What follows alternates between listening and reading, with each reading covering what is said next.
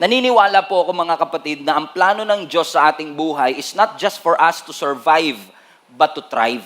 Hindi lang mag-exist, kundi maging fruitful, maging beneficial, maging kapakipakinabang yung ating duration of stay dito sa mundong ito. At kung uubusin natin yung ating panahon, kaka-worry ng mga mangyayari bukas, o ano kaya ang kakaharapin ko sa taong ito as we journey towards a brand new year, I believe na hindi natin magagawa ang pinapagawa ng ating Panginoon. Kapag lagi po tayong nakikinig sa boses ng kaaway, si Satanas, wala ho siyang sasabihin sa atin. Laging sasabihin sa iyo ni Satan na ang buhay ay hindi maganda. He will convince you that life is not beautiful at all. That you have nothing to be grateful for sa ating Panginoon. Kapag lagi kang naikinig kay Satan, mga kapatid, lagi niyang itutulak sa atin na bilangin mo kung ilan yung mga maling bagay sa iyong buhay instead na dapat binibilang natin kung ano yung mga tamang bagay sa ating buhay. Naniniwala ako mga kapatid na kapag tayo ay nagsimulang magbilang ng mga pagpapalang natanggap natin, hindi lang noong 2022, magsimula na lang tayo mula pa lang kagabi hanggang ngayon, ay hindi na tayo matatapos hanggang bukas. Sa dami ng bagay na patuloy na ginagawa ng Panginoon sa atin, kahit paminsan ay hindi natin hiningi. Si Satan, hindi niya man manakaw ang mga blessing and opportunity sa iyong buhay. Ang nanakawin ni Satan sa iyo ay yung paniniwala at sasabihin sa iyo ni Satan na yung blessing na nakuha mo ngayon, last mo na yan. Wala nang susunod pa. Hindi niya ipapaalala sa iyo at hindi niya sasabihin sa iyo na kahit gaano kagandang pagpapala ang natanggap mo sa Panginoon, the best is still yet to come. Na ang Diyos ay hindi pa rin tapos sa iyo, that there are a lot of new and great things na patuloy na ibinibigay ang Panginoon sa bawat isa sa atin. Correct? Eh, sabi mo sa katabi mo, be grateful. Amen? And do not worry, ang sabi ng Panginoon. Bakit? Kasi ang worry, it cannot change anything. Hindi nito mababago ang kahit ano paman. Sabi nga nila, ang worry, ang mababago lang nito, blood pressure mo. Kasi once na nag-alala ka, tataas yung blood pressure mo, kakaisip, ano kayang mangyayari bukas, na magugulat ka, lahat ng inalala mo, hindi naman nangyari. Hindi naman po masamang maging concerned. Ang masama, mag-worry. May kaibahan mo kasi yung concerned sa worried. I'm concerned about you. Ibig sabihin, kapag ang isang tao ay concerned, it arrests your attention to make you care about that person, about that situation. So, at dahil ikaw ay nagmalasakit sa sitwasyon, hindi mo inuubos ang iyong energy, kakaisip ano kayang mangyayari. Instead, gumagawa ka ng paraan, china-channel mo yung energy mo to find a solution to what you are concerned about. Sa worrying, isip ka ng isip, pero hindi ka nag-iisip ng solusyon. You are thinking about your situation over and over again, pero hindi ka nakakakuha ng solusyon. Wala kang bagong plano. Kaya nga kapag ang isang tao ay nag-aalala, ina-admit mo na kagad na talo ka. Hindi ka na nakakaisip, lagi mo na lang iniisip, paano kaya to? Ano kaya ang mangyayari sa akin? Kaya nga sinabi rin ng ating Panginoong Hesus that worrying cannot add anything to your life. In fact, ang pag-worry, it will shorten your life. Hindi ang pag-aalala nakakapangit at nakakapagpaiksi ng buhay. Sabi mo sa katabi mo, don't worry, papangit ka. Don't worry, mamamatay ka kagad. Amen. Why? Because it shortens your life. Eh, pastor, paano kung hindi ako nakapagbayad ng bills namin? Paano kapag hindi ako na-promote? Paano kapag iniwan niya ako? Paano kapag hindi niya ako iniwan? Worry cannot change anything. Alam niyo ba mga kapatid, I've realized sa halos 10 taon na pagpapastor ko ng church na ito, I realized that worry is actually faith. Worry is faith in the negative. Nananampalataya ka sa negative. Imbis na manampalataya that something good is going to happen to you. When you worry, nilalagay mo yung energy, yung faith at paniniwala mo na wala na talagang magandang mangyayari. Baka maliit yung eroplano. Pag nakasakay naman, baka bumagsak yung eroplano. Paano kung iwan ako ng asawa ko? Paano kung hindi ako iwan ng asawa ko? Nag-aalala ka sa pera. Paano panggastos namin? Ano nang gagamitin ko pang tuition ng aking mga anak? Nag-worry tayo sa ating bansa, sa ating bahay, sa ating karir, sa ating aso, sa ating kapitbahay, sa ating bank account. Nag-worry tayo sa mga bagay na posibleng mangyari sa ating buhay. Kapag naman mabuti, nag-aalala ka pa rin na mabago nito ang sitwasyon ng iyong buhay. Worry cannot change anything into your life. Kaya ang sabi mismo ng ating Panginoon, this is not a suggestion. Don't worry. Huwag ka mag-alala about anything. Because life is more than food. And your body, more than clothing. No wonder Jesus also said that you come to me if you are tired because my yoke is easy and my burden is light. Kapag kasama natin ang Panginoon, ang sinasabi niya, dapat magaang lang ang buhay. Hindi natin binibigatan. Hindi tayo nag-aalala sa pwedeng maging sitwasyon ng ating buhay. Kaya nga pong mga kapatid, ngayong araw na ito, naniniwala ako na sa unang araw ng taong ito at sa unang Sunday ng taong ito, gusto tayong turuan ng Panginoon na magdesisyon ngayon para sa magiging susunod na takbo ng ating buhay. Tayo ba ay mag-aalala o tayo ay sasamba sa Panginoon? Tayo ba ay mag-aalala o tayo ay magpapasalamat sa Panginoon sa lahat ng bagay na ginawa ng Diyos? Naalala ko yung mga Israelites sa pamumuno ni Jehoshaphat nung sila ay nakaharap ng three different armies na innumerable. Hindi nila mabilang sa sobrang dami at hindi naman maitatanggi na even si Jehoshaphat na hari nila ay nangamba at nag-alala. In fact, natakot siya. Ano ang sabi ng 2 Chronicles chapter 20 verse 12? "O our God, won't you stop them? We are powerless against this mighty army that is about to attack us." Hindi pa ina-attack Hindi pa dumarating yung kinabukasan. Pero ang sinasabi niya, sa conclusion ko, powerless kami. Hindi namin to kayang pahintuin. Next, we don't know what to do, but we are looking to you for help. Verse 15, "And he said, listen, all you people of Judah and Jerusalem, listen, King Jehoshaphat, this is what the Lord says. Don't be afraid. Don't be discouraged by this mighty army, for the battle is not yours, but God's." In other words, ang sinasabi ng Panginoon sa kanila, alam ko yung nakikita nyo sa harapan ninyo, nakakapagpabagabag. Sabi nyo nga sa katabi nyo, nakakapagpabagabag. May tongue twister pa.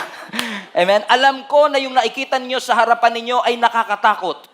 Pero ang sinasabi ng Panginoon sa kanila, don't be afraid, don't be discouraged, for that battle is not yours. That thing that you are worrying about is not yours. It is the Lord's battle, and all you have to do is stand still and believe that God is with you and God will fight for you, that God is always in front of you and not behind you. In essence, ang sinasabi ng Panginoon, alam kong dyan ka nakafocus sa nangyayari sa harap. Alam ko nakafocus ka sa mga pangangailangan, but focus on Him.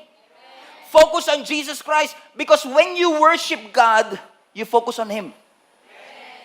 When you worry, you focus on your problem. Kaya sabi ng Panginoon, don't be discouraged. Don't be dismayed. Kapag ikaw ay nag-aalala, ang nakikita mo problema. Pero kapag ikaw ay nag-worship, ang nakikita mo ay ang ating Panginoon. At yung matuto tayong magtiwala sa Diyos ay very important sa pananampalataya natin. Especially right now, na maaaring marami sa atin ang confused. Marami sa atin, maaaring nung mga nakaraan, you're always struggling and always worried. But right now, sinasabi mo, Lord, excited ako sa 2023. Kasi alam kong may mga magagandang mangyayari sa akin sa 2023. Expectant ako, Lord, na mapopromote ako sa 2023. Expectant ako na magkakaroon ako ng trabaho sa 2023. Expectant ako na magkakaroon ako ng bagong negosyo sa 2023. Pero Lord, kaya ko nga kaya? You see that? You're expecting something, but you are doubting yourself, kaya ko nga ba? Well, let me tell you this, hindi mo nga talaga kaya kung ikaw lang. Hindi naman pinangako ng Panginoon na pagkatapos niyang ibigay ang blessing, iiwan ka na niya. Na pagkatapos niyang mabuksan ang negosyo, bala ka na sa buhay mo. Hindi pinangako ng Diyos na kapag nakuha mo na yung trabaho, iiwan ka na niya. Ang pangako ng Diyos, may trabaho ka man o wala, kasama mo siya. May negosyo ka man o wala, kasama mo siya. Yun ang pangako ng Panginoon. Kaya sabi ni Jehoshaphat, Lord, pahintuin mo sila. Stop them. Why don't you stop them? Lord, we are powerless. We don't know what to do. Hindi namin alam ang aming gagawin. Actually, pag tinignan mo ang story nito, mga kapatid, they have all the reason to trust God even more kasi hindi sila pinabayaan ng Panginoon. Amen? And sometimes tayo, nag-worry tayo sa hinaharap kasi hindi natin sure. Pero thinking about all the years na tinulungan ka ng Panginoon, di ba parang, Ba't pa tayo mag-aalala kung tinulungan nga tayo ng Panginoon? Pero sometimes hindi mo maiwasan, di ba? Para si Jehoshaphat, kilala niya ang Diyos. Alam niya ang track record ng Diyos. Pero sabi niya, Lord, based sa assumption ko at based sa estimation ko, hindi namin to kaya. We are powerless. I'm afraid. We don't know what to do. You know what I realized last night is that maybe some of us are so exhausted for what we have been through that we are not excited anymore for what God has prepared in advance for our life. Yung sobrang puyat ka kagabi, na wala ka ng energy gumising kanina. Do you know what I'm saying?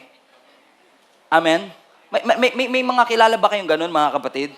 Na sa sobrang excited nila, hindi nakatulog. Puyat na puyat.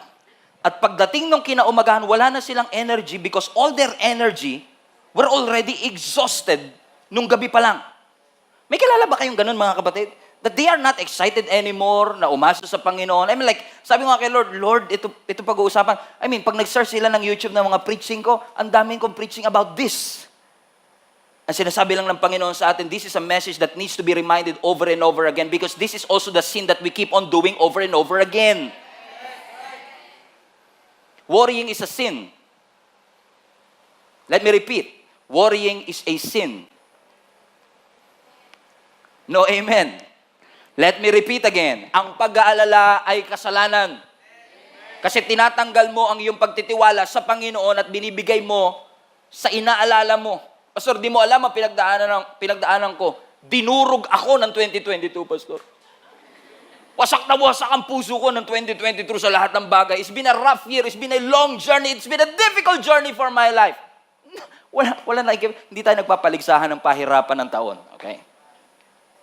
And some of you are tired of all the stuff that you went through ng 2022. Na nung dumating yung 2023, hindi ka na makatalon. Ilang taong kami nananalangin, hindi naman niya sinagot. I'm so tired and stressed of what I have been through sa 2022, lalo na sa trabaho ko. Gusto ko na mag-resign. E di mag-resign ka. E paano naman ang pamilya namin, Pastor? E di maghanap ka na ibang trabaho. E paano ko walang tumanggap sa akin, Pastor? May kilala ho ba kayo yung sinabi niya, magre-resign na ako. 6 years later, nandun pa din. Lalo yung mga asawa nyo, pag uwi nyo ng bahay, magdadabog ka, pa! Ayoko na talaga sa trabaho ko. Magre-resign na talaga ako. Sabi ng asawa mo, di mag-resign ka. E paano tayo kakain? 6 years later, pak! Magre-resign na talaga ako. 6 na taon na yan. Amen? Because you're so tired and stressed about your job, and tired and stressed because of the relationship that hurt you, tired and stressed of the mess that you are going through sa iyong pamilya, and you don't have an energy to fight any longer para sa next year. Burdened with so many struggles that you face, that you don't have an energy to believe that this new year is going to be better than the last year. I just want to remind all of you, mga kapatid, that all of us wants the next season and the next year of our life to be better, correct? Pero kung di ka mag-iingat, yung 2023 ay magiging kapareho lang ng 2022 if you don't change anything in your life today. Amen. If 2020 to 2022 has been a worrying year for you, and you keep on worrying and keep on distrusting the Lord for all the things that happened in your life, let's change that in 2023. Shall we? Sabi mo nga sa katabi mo, baguhin na natin yan. Mag-update na tayo.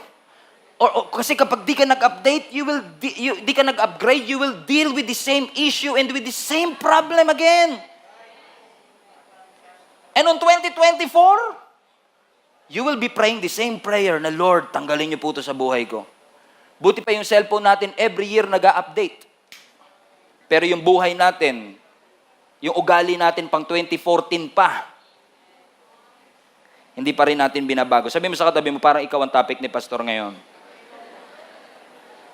Hindi rin naman natin masasabi na hindi natin alam kung paano lumaya kasi tinuruan tayo ng Panginoon na lumakad ng malaya. Dinedelay mo lang talaga yung deliverance mo kasi masyado kang in love sa nakaraan. Masyado kang in love sa kung nasaan ka man naroon at iniimbitahan tayo ng Panginoon. Let's go to that other side. Stop worrying that 2023 is going to be scary and 2023 is going to be difficult and challenging. It will be difficult. It will be challenging. Pero ang pangako ng Panginoon, magiging kasama natin siya.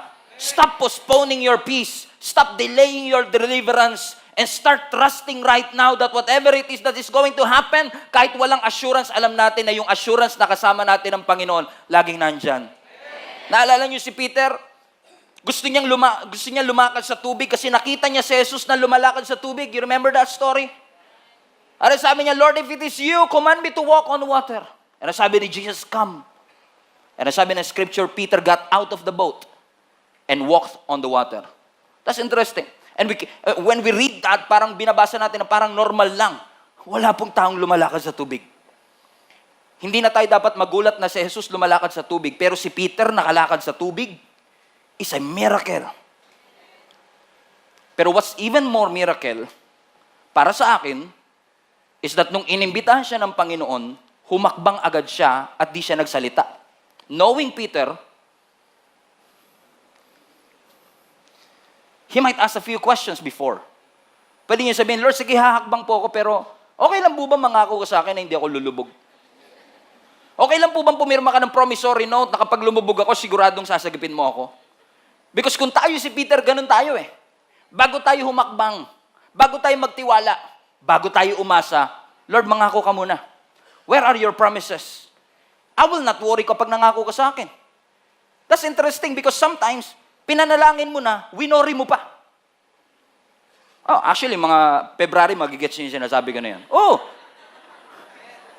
Promise. Magugulat ka, mahuhuli mo yung sarili mo na, pinag-pray mo na, Lord, I give it all to you. I cast all my cares to you, God. It's all yours.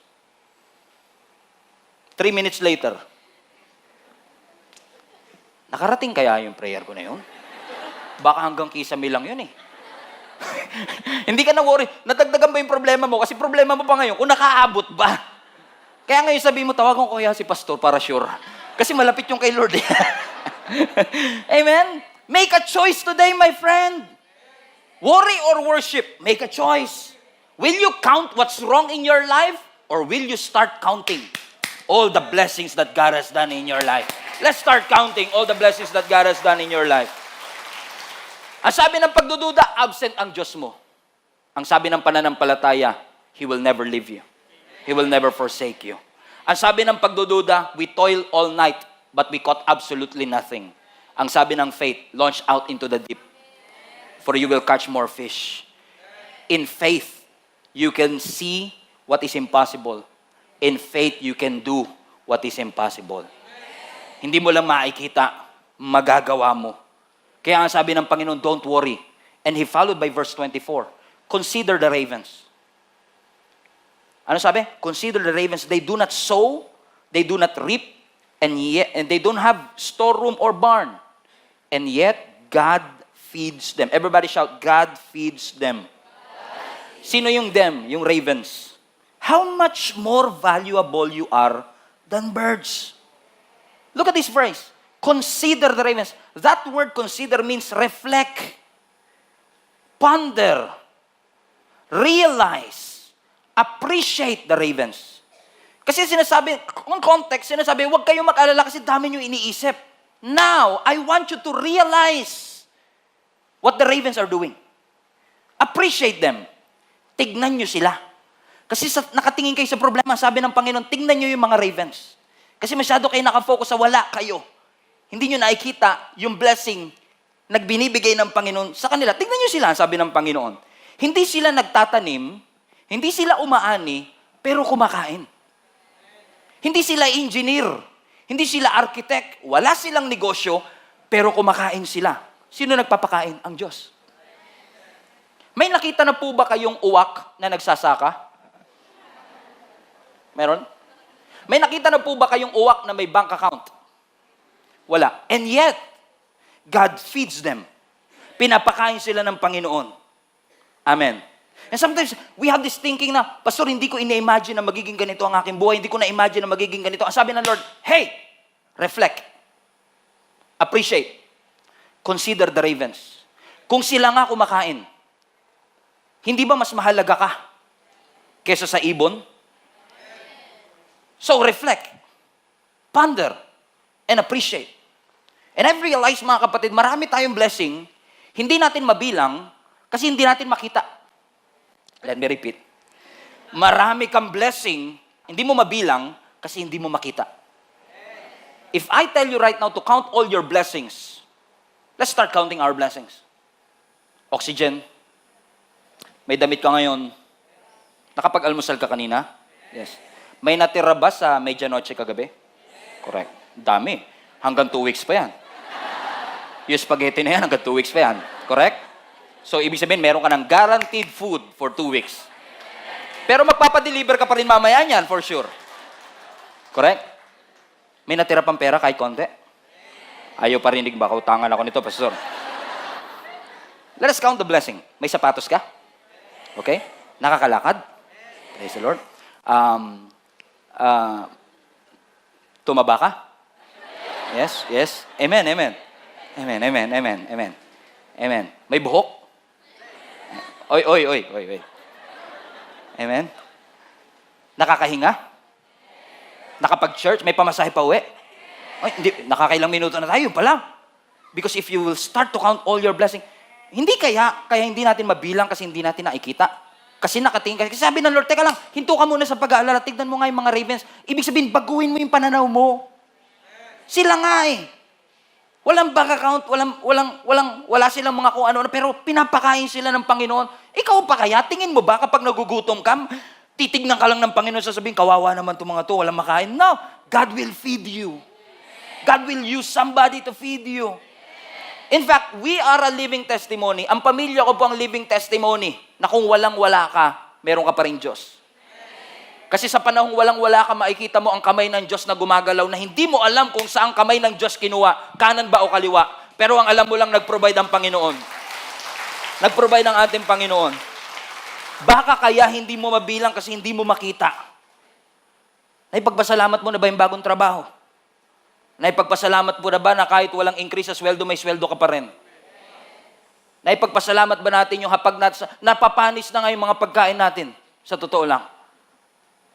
Amen. Take time to count your blessings. Huwag lang natin bilangin kung anong wala tayo. Kung anong mali tayo. Mas binibilang pa natin yung blessing ng ibang tao kaysa blessing natin. Ang galing nating magbilang kung ilang kotse meron sila, kung anong iPhone ang gamit nila, kung gaano karaming pera meron sila, pero hindi natin mabilang kung ano yung mga bagay na ginawa ng Diyos sa atin. Amen? Hindi ako magaling magluto, pero pag nanonood ako ng mga Master Chef, for example, right? Di ba pag pinapakita nila yung pagkain, wow, ang sarap. Pag tinikman ni Gordon Ramsay, this is delicious. Hindi mo natikman, pero sarap na sarap ka. Pansin niyo ba yun? Niloloko lang tayo ng mga cooking show. Sila lang kumakain eh. Hindi naman nila pinapadala sa atin eh. Amen? Pero ganun kahalaga yung presentation ng food. Ganun kahalaga eh. Kapag maayos ang presentation, nadjudge mo na kagad, ang sarap kahit hindi mo pa natitikman. Correct, mga kapatid? At kapag tinikman mo na, minsan ang judgment mo ay depende sa nakita mo. Minsan kahit gaano kasarap ang pagkain, pag hindi maganda, pag pinagpatong-patong lang nila, parang nakakawalang gana. Ang sarap sana eh. Kaso parang baboy yung pagkaluto eh. Ibig sabihin, yung taste buds mo naapektuhan ng nakikita mo. Correct. So hindi kaya yung ating gratitude naapektuhan ng nakikita natin na hindi natin nakikita lahat ng bagay na ginagawa ng Panginoon sa ating buhay. Mga kapatid, hindi ito preaching. Actually, this is just a reminder for all of you to start counting all the blessings that God has given to your life, to your family, to your friends, to your children. Ipagpasalamat natin at bilangin natin lahat ng pagpapala na ibinigay ng Panginoon sa atin. Hallelujah. Baka kaya hindi natin mabilang kasi hindi natin makita. Baka kaya hindi natin ma-appreciate ang Diyos kasi hindi natin makita. Hindi ko makita ang Panginoon.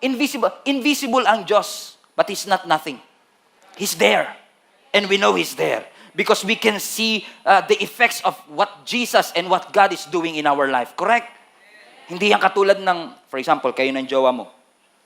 Magkaiba kasi yung hindi mo siya makita dahil busy siya sa wala talagang kayo. Magkaiba yun. Okay? O kamusta kayo? Busy lang po siya, kaya hindi kami madalas magkita. Pero iba yung wala talagang kayo. Kaya huwag ka na mag-expect. Invisible siya, pero busy lang. Kasi busy lang. Pero yung invisible kasi wala naman talaga kayo. Huwag ka nang umasa. Iba yung wala siyang paramdam sa wala talagang kayo. Amen? Kaya ngayon mga kapatid, sinasabi ko sa inyo, kahit hindi natin makita ang Panginoon, kahit hindi mo man makita ang kamay ng Panginoon, pagkatiwalaan mo ang kanyang puso, na hindi kanya pababayaan. Mag-upgrade na tayo sa 2023. Let us upgrade yung faith natin sa Panginoon na madaling mag-alala at mag-worry. Sa pananampalataya na Lord, simula ngayon magtitiwala ako sa iyo. Ano man ang mangyari. Sabi mo sa katabi mo, upgrade na tayo. Amen. Upgrade na tayo sa pagsunod natin. Upgrade na tayo ng pagtitiwala natin sa Panginoon. Upgrade na tayo ng pananampalataya natin sa ating Panginoon. Amen. Matutong makinig. Matutong sumunod. Amen. Na-realize ko nga nitong New Year, love, sabi nila, love is blind. Naniniwala din ako ang pag-ibig nakakabingi. Kasi pag pinagsabihan mo, ayaw makinig. Pag kinilig, ayaw makinig. Sabi mo sa katabi mo, huli. Upgrade na tayo. Sabi mo sa kanya, upgrade na tayo. Amen. Be part of the community. Be engaged. Be involved. Follow the Lord. Trust the Lord. Keep on believing on the Lord. Pastor, ayoko sa church because I don't feel belong. Hindi ko nararamdaman na belong ako. You know what I realize, mga kapatid? Some of these reasonings are valid. Na talagang may mga tao that when they go to church, they don't feel belong. And I forgive us. Kung ito mang church na yun, you don't feel belong. Kaya pinalagay na talaga natin sa gate, you belong here.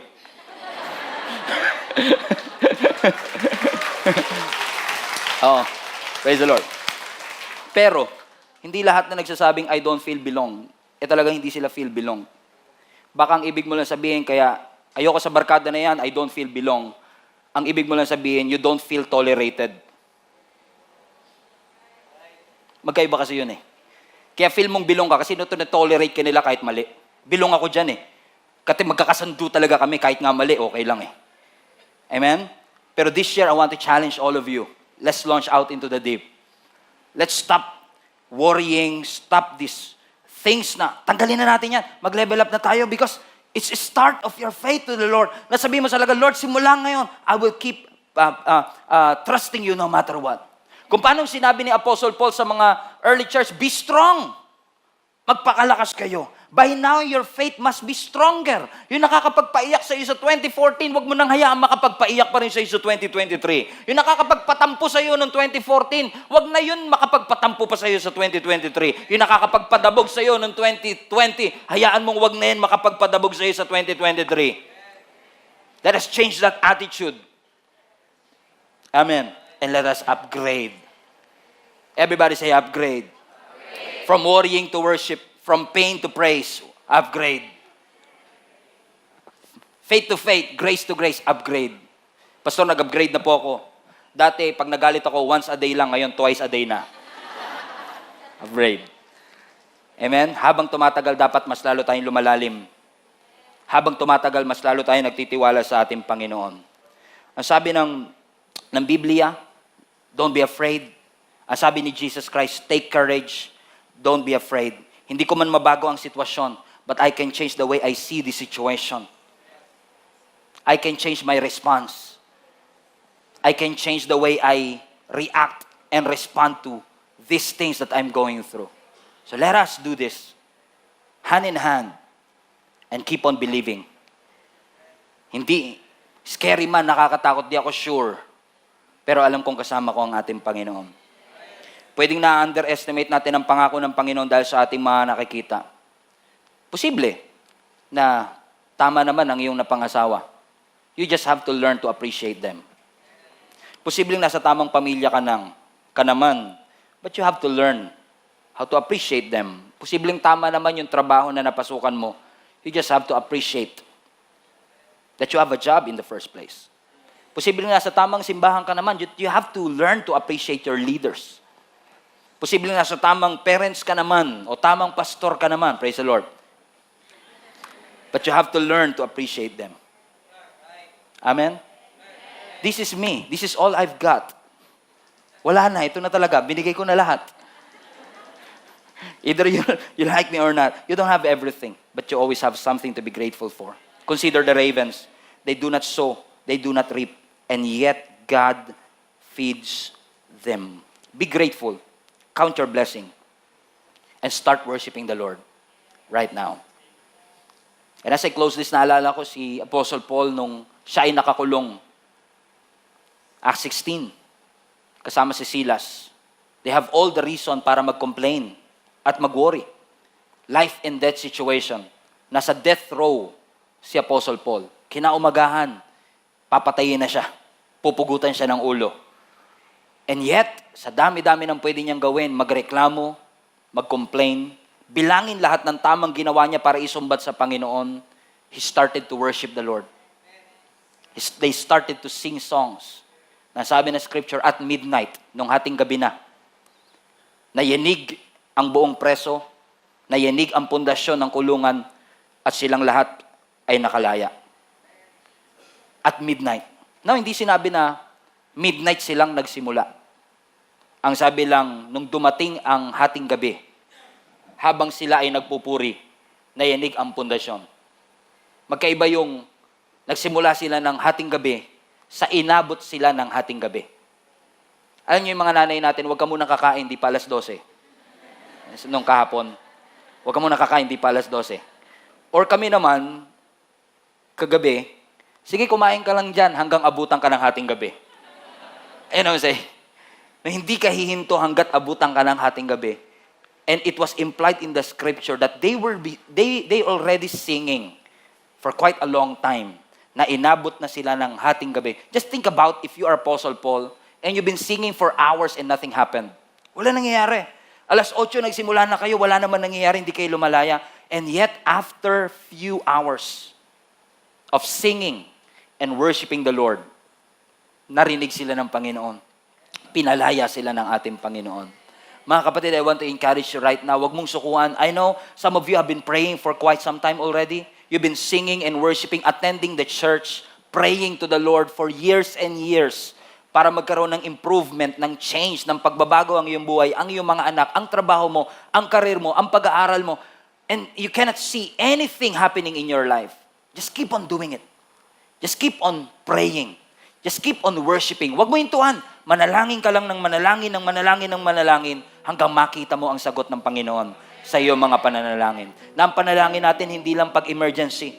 Na ang panalangin natin ay hindi lang kapag may problema tayo o malungkot tayo o nasa ospital tayo o tinaningan tayo ng doktor. Ang ating pagpupuri ay magsisimula ngayon din. Kahit patakot ako sa kakaharapin ko sa 2023, magsisimula ngayon. Hindi ang pag-aalala kundi ang pagpupuri sa Panginoon. Magsisimula ngayon ang pagtaas ko ng kamay ko bilang pagsuko dahil alam kong hawak ng Panginoon ang aking future.